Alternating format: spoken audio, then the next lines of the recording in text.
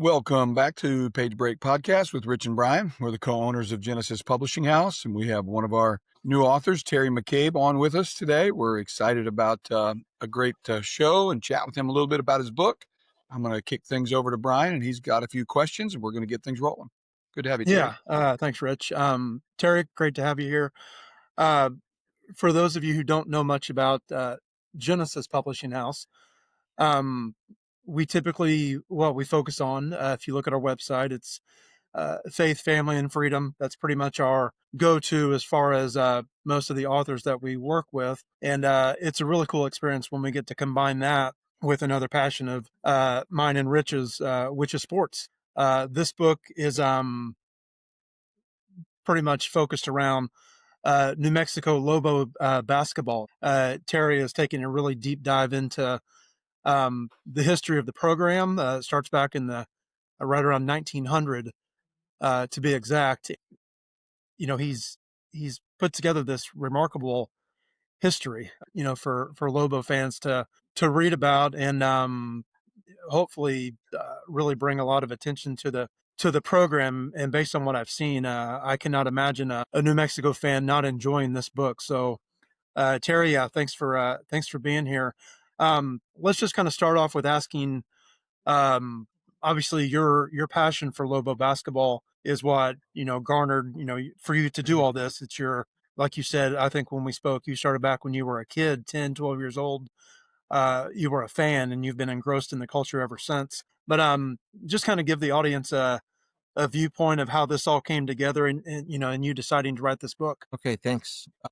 Yeah, I've been a Lobo fan since I was a little kid. I met Norm Ellenberger when he was an assistant coach when I was a little kid at a place called Corkins Lodge up near Chama, New Mexico. He helped me fix, I had a fishing reel, and he came along and helped me fix the fishing reels. Then I met him there, kind of kickstarted my process with Lobo basketball. Been following it since then. The book came about by, I was coming back from a hike with a friend on Mount Wheeler, and we're just talking sports, and he just said, Terry, my dad wrote a book about the Kansas City Athletics. He lives up there before they moved to Oakland. And why don't you, I don't know anybody that's more passionate about Lobo basketball than you are, so why don't you write a book about Lobo basketball? And I thought, wow, that kind of struck a nerve. So I started the process a long time ago. I haven't been working on it continuously because it was just sort of overwhelming.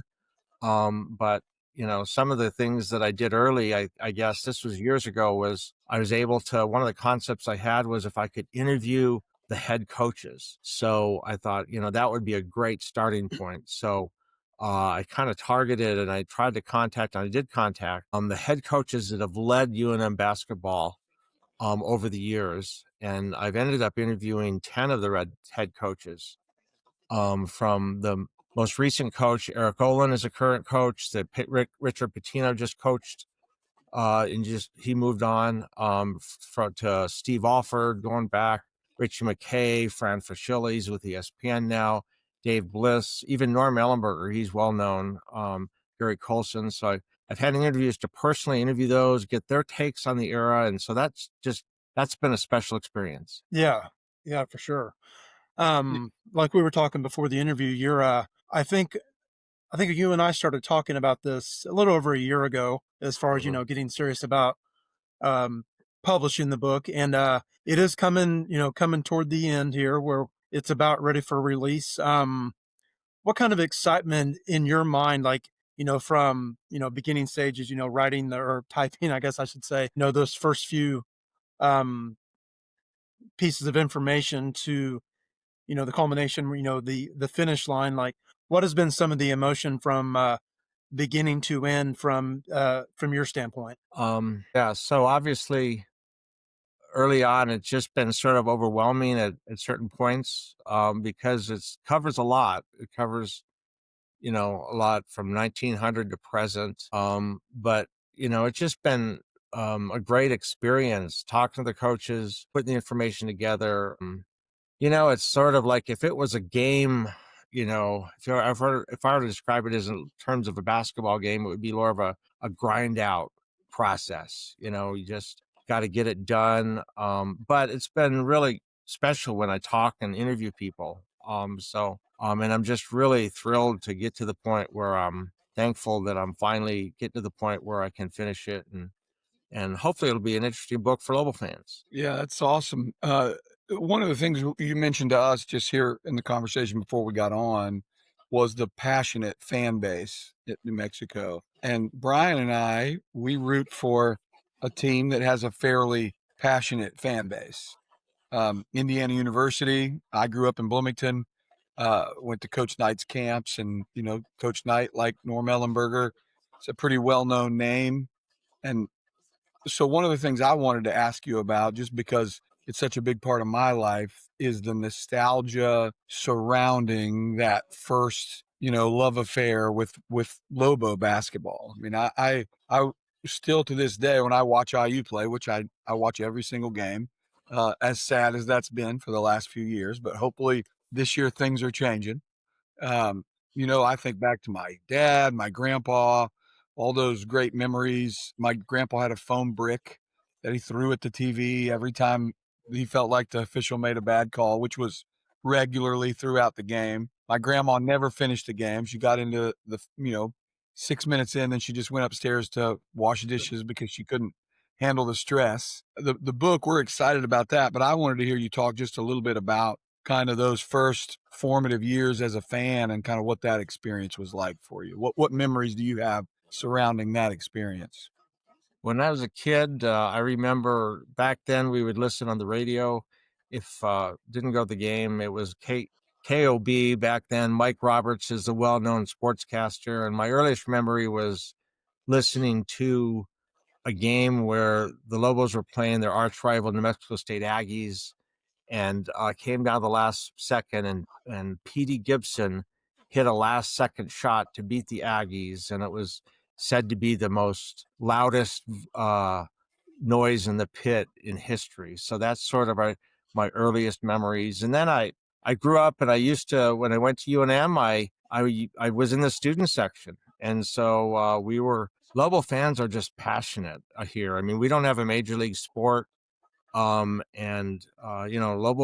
men's basketball is number one. So, and it's just been a great experience, kind of follow them over the years. Mm-hmm. Yeah. That's really cool. Let's talk about the gathering of the information and, some of the, coaches that you got to interview.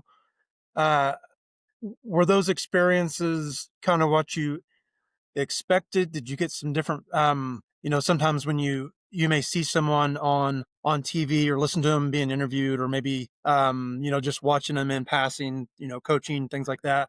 But what was it like to actually be one-on-one and being able to discuss Lobo basketball with some of these coaches? First of all, it was just fun, just, and each coach is unique. They have a unique personality. And so, I mean, it was pretty actually easy to talk to them because it's talking about Lobo basketball. So I got to interview them about, their personal story, who they are, their background, and then just getting a lot of information about their coaching philosophy, offensive philosophy, defensive philosophy, recruiting, some of the key points. And just hearing some of the stories and how they tell it, was just a fun time. Some of them, like to ramble. Some of them are just, reminisce, while others are more businesslike. Steve Offord's more businesslike, where, Norm Ellenberger would more ramble, but it's all good. It was all a lot of fun. Yeah, I'm sure. One really cool thing that you've been able to do with this book, which I'm going to guess that any author who has written a book, sports related, you have an NBA Hall of Famer who has endorsed your book, Michael Cooper. So, I mean, that's just that's pretty fantastic. So, what was it like having a chance to speak with him and getting that endorsement? That was probably one of the highlights of the book, being able to do a Zoom call with Michael and just talk about it. I told him that when he was playing, I was one of the students in the student section, rooting for him. And he's also coming out with a book. So we kind of shared that experience where he's just publishing a book called Coop. He goes by Coop. And he talked about some of the memorable games, and that was just an awesome experience. And then I told him all about the book, and he's totally supportive of it. And he actually was recommending it and for all Lobo fans. And so it was a total positive experience. Yeah. And Yeah, I'm that's really great. thankful that he gave me the time to talk with him. Yeah, that's awesome. I mean, that's something that's in this, first time writer from the publisher standpoint, right? From mine and Brian's standpoint, we've worked on thousands of books. And no, not very many people get an NBA Hall of Famer to endorse their book. And also, just from a uniqueness standpoint, like this is a project a little bit different than anything we've ever seen, which I think is kind of cool, right? It's not another, and we love 31-day devotionals. We love to publish those, but there's a lot of those out there. If you want one, you have your pick of, hundreds. If you want to know about Lobo basketball, uh, you know, this is the only thing we've ever done like this. So I think it's really cool that you tackled such a unique project. And from listening to you talk, I can hear the passion behind that. You love Lobo basketball, um, and so putting out such a unique project, what are some of the things just from a writing standpoint? Your day to day compiling information, talking to people. Do you have any tips for other new authors who are looking to tackle kind of unique projects like this? That hey, these are some things that helped me get this over the finish line, or at least near the finish line. Sometimes encouragement from other folks, because it's easy to hit writer's block and put it down and just get busy with life, and have a long range plan. It's just been steps. When I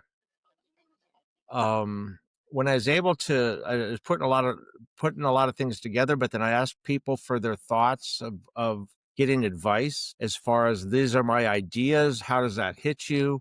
This is how I'd like to approach it. And then getting feedback gave me some information on spurring some other ideas of how to go forward. And so, that's been helpful for other authors. Just if you're passionate about it, it's fun. It's not work, and just keep plugging away. Yeah. Yeah, for sure. Um, on the publishing side of things, obviously there's the, like you said, if it's something you love, it's not work. Outside of on the writing side, and then you've also got the production side. So talk about just going through the process with the cover. And actually, you've got a sample cover there if you want to show that to the audience who Yeah, are viewing. here's the cover, and on the front, I just wanted to put some representative because it covers such a long time span. Our two Hall of Famers, Michael Cooper and Mel Daniels, and then Luke Longley, played in the Chicago Bulls, and then Kenny Thomas also played in the pros. These are some of the icons. On the back, there's also kind of more recent. Danny Granger played for the Indiana Pacers. He was, and then Jalen House was a tremendous point guard, and he's just recently, a few years ago. So it really represents, a broad range but yeah, love. And the goal of the book is just to be more of a fun book for Lobo fans.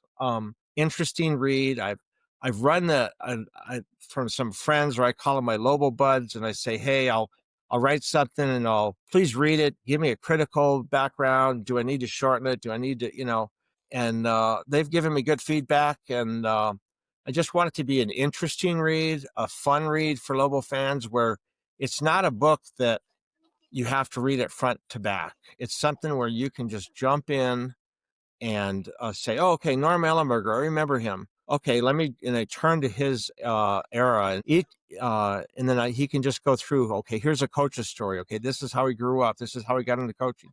And then it also each chapter lists coach's story, memorable games, then it highlights key players in the whole chapter, and then also season summaries. So it kind of does a variety of things, that kind of, so that you can just kind of jump in and out of each chapter as you like, as your interest unfolds. Yeah, yeah, it's definitely a unique book, like Rich said. I've never seen a book that that focuses on a university with so much detail. I mean, there's obviously books that have traditional Notre Dame, Indiana. I mean, you can name dozens and dozens of schools, but the way you put this together and the amount of detail that each time period has, I think that's what sets this one apart.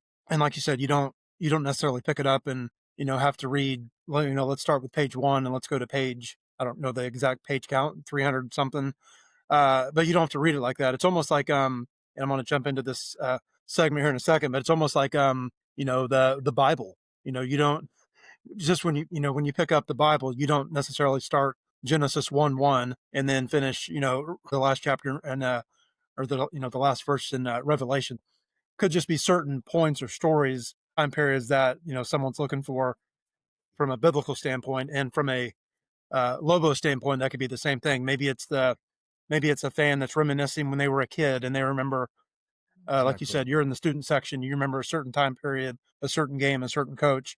Mm. Or maybe it's someone who wants to learn more about the history before they were, before they had clear memory of certain things. I'm a huge baseball fan. I mean, we love all sports, Rich and I do, but 1950s and 60s baseball is probably probably my favorite era in any sport. But I was born in 1978, so obviously I have to get information just based on reading, reading certain statistics and stories and things like that. So I think you'll have a lot of fans that your book will fill that void for times that they didn't necessarily get to witness themselves. One of the Yeah, interesting, I'm hoping one of the interesting parts of the book will be the early history. It starts in 1900, and and I capture every team. I mean, every season from 1900, and I found the starters for. I did a deep dive into every era, and so part of that was, before 1900, New Mexico wasn't even a state in the union. Basketball was invented in 1892. It was really raw. So, in the early chapters, I sort of explain what the game was like then and how basketball differed from the current game, and just some of the highlights so that they can just understand the progression. So when you talk about Lobo basketball, this book from 1900 to, it's 125 years, but you can, as you read through, you can kind of see the changes in the progression of not only the Lobos but of the game itself. And so I'm hoping that could be a kind of a fun part. Like you said, they can jump back in and learn some of the history, and it is interspersed with a lot of even Albuquerque history, and some of the things that changed, and talk about the university. So hopefully it'll just be fun to interesting for Lobo fans to just kind of go through the various stages and eras of the program. yeah. I think the history of prior to, like just like Brian, I was also born in '78. And so the Branch McCracken years at IU are always something that I enjoyed reading about, and even listening to my grandpa talk about. Of course, when my grandpa and my dad talked about it, the players of my generation were never as good as the guys that they watched, because that's who they, fell in love with the game through those people. But it's interesting you talked about that, because we were in South Bend this weekend for a Notre Dame football game. I took my son. It's a 10-hour drive here in Tulsa to South Bend. And one of the things we found, we went into the bookstore. It's called Haynes Bookstore. Um, is they had the biographies of, they had Rockneys, they had Leahy's, they had Parsegan, and he picked each one of those things up and was just kind of flipping through them. And he's talking about all the stuff he's learned about Rockney over the years, the Four Horsemen and the invention of the forward pass and all that kind of stuff. And then Leahy, how he quit after 6 years because it was like too stressful to coach at Notre Dame. And so he takes like little bits and pieces of these stories that are his favorites. Is there a particular thing in your book, like from maybe even before you were a fan, or something during that time, that's like your favorite thing? Like a big game, a big lesson you learned from one of the coaches?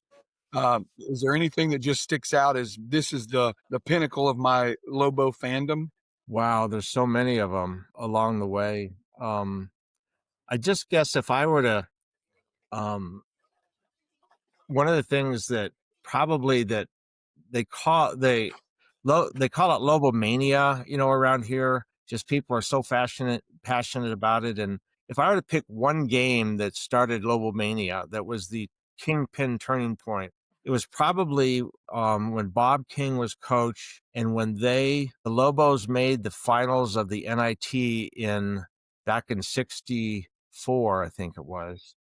And they beat New York University. That just ignited, because that ignited the fan base around here. Because New Mexico was sort of off of the national map. We're kind of, we're not in the Midwest or the East or the West Coast. Kind of always fighting for respect. The joke around here is people think that you need a passport to get into New Mexico. But no, so that really turned, and then that kind of led to the building of the pit, and then the pit is an iconic venue, that Lobos, we would say it's the number one venue in the country, and that's, it can be louder than any arena in the country. So yeah, but so many points, but that would be one that kind of turned on Lobomania. Okay. Shifting gears here real quick before we wrap up. So I mentioned, Genesis, we focus on, faith, family, and freedom. That's a lot of our published books. That's our main portfolio. So, I know you have a faith-based connection as well, and that's something you and I talked about over a year ago, when we started this process. Right. So, can you kind of touch on, your relationship with God and how that kind of has been a little bit of, intertwined with writing the book? Okay, sure. Yeah. I mean, Lobo basketball is wonderful, and as far as it's just fun, but there's a bigger aspect, and that would be my Christian faith, and trying to honor God, and part of this book is not just about writing the book, but about honoring God and my Lord and Savior Jesus Christ, to be representative, to be truthful, to be honest, to be accurate. I've been some of the coaches that I've talked to also share the faith. Richie McKay has been very outspoken. Steve Alford, a lot of people didn't know, but he has a very deep Christian faith and trust. So so it's just more of a bigger picture. There's more than basketball, but basketball's fun, but God and eternity is even more important. You mentioned Steve Alford. My kids all go to Oral Roberts University here in Tulsa, which is a Christian college. And Steve Alford's son is the assistant coach of the basketball team. My son and some of his buddies have met him and played some ball with him in the open gym settings. So it was a neat connection, because Steve Alford was such a big part of my childhood. If I met him in person, I may cry, actually. That was a cool connection. I didn't know that about his faith, though. I think that's cool that you shared that. We'll wrap up with one more thing. Um, just the publishing process in general. I know we're not 100% across the finish line yet, but we're close. I think people listening to this and fans of Lobo basketball and people who are kind of interested, I would say probably right after the first of the year. Is that where you feel like the target date is going to land on a release date? We're just hoping right at the end of the year, right Okay. after the first of the year. And I know finalizing it sometimes takes a little bit longer. I finished writing it a while ago, and then part of the book is what's been challenging is it's incorporated with a lot of pictures and images that I've gotten from the UNM yearbooks. Actually, it's one of I think the unique things about the book is that I've gone back to the University of Mexico yearbooks back to 1900. And so for the first 70 years, I've taken pictures from the yearbooks, not just pictures, but like images that kind of just customizes it for each era. It gives you the flavor of each era. I have the team picture in 1906. I have some of the characters that people have drew in that era. So finalizing all of that has been, it takes a little bit, but hopefully it'll be right after the first of the year and get this season. And then people will be able to buy it this season. And then, of course, the start of next season and something that you can pick up. And one of the things I really wanted to do is to thank the university because they've been really helpful. And they've been very supportive, and they allowed me access to the UNM Sports Archives, Steve Kirkland, Ryan Berryman, getting information and permissions, to use the material. And so, they've been super. And so that's just made the whole experience, just very blessing. Well, that's great. We're thrilled to have you, be a part of Genesis Publishing House. You've been great to work with. I'm going to leave it on one final note. I'm going to ask, Who is the main? Every good has a bad, and vice versa. Who's the main rival that you're just like, I want to beat these guys more than anything from a Oh, Lobo standpoint? hands down, the New Mexico State Aggies. Oh, big time. We are arch rivals. Matter of fact, in the book, I summarize each era with what the overall record was, the home schedule, win schedule, but then I have a separate section on what our record was versus the Aggies. Oh yeah, New Mexico State Aggies. Yeah, that's great. Well, yeah, thanks We so want to much, make them Terry. Lobo fans. Yeah, thanks for being here with us. Like we said, when this book comes out, uh, later portion of the year, it'll be available, wherever books are sold. Obviously, Amazon, Apple, everywhere. So all Lobo fans definitely need to check this out. I think they'll really get a lot out of this book. So Terry, thank you very much for being here. Rich, as always, thanks for being here. This has been Page Break with Rich and Brian, and we hope you all have a blessed day. Thank you.